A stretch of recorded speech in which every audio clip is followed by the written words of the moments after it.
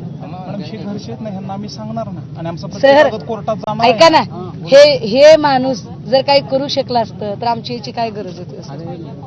Madam आपलं निवेदन द्यायचं असेल तर मी घेतो, कारण असं काय होणार की चर्चेत लांबत नाही चालेल. मी चर्चा लांब होत अहो सर, मी किती सोपं करते सर, मी इतकं सोपं करते तरी आपण त्याला उत्तर देत नाही. मी इतकं सोपं करते ना सर, मी सोपं करून सांगते आपल्याला की सर मला काहीतरी तुम्ही वेळ सुद्धा मला देत नाही म्हणजे किती कमाल आहे. हो सर, तुम्ही कारवाई करतो म्हणत नाही, सोडा कारवाई करणार नाही, कारवाई करतो असंही म्हणणार नाही, पण इतक्या दिवसात मी काहीतरी करू शकतो असं सुद्धा जर आपण म्हणू शकणार नसाल तर येण्याला काय अर्थ आहे?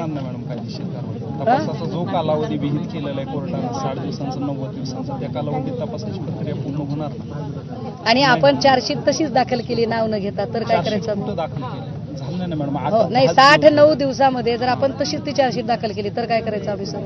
ते चार्जशीटचा तपास, कारण आतापर्यंत इथल्या 5-6 मर्डर केस आता आम्ही आपल्या समोर उभ्या केल्या सर, आपण कदाचित ऐकायला आला नाही.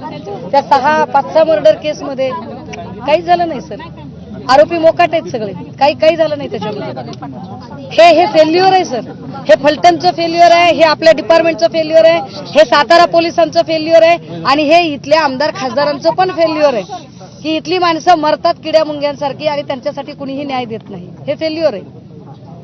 याच्यात कुठेही मी कुठल्याही पॉलिटिकल पार्टी लीडर काहीही बोलत नाहीये सर, मी अतिशय लिगल आस्पेक्टवर बोलते. आपल्याला एक बाई इथे येते अत्यंत गलिच्छपणे बोलते आणि पोलीस टोकत नाही, तुषार दोषी बाजूला बसतात आणि काही शब्दाने बोलत नाहीत.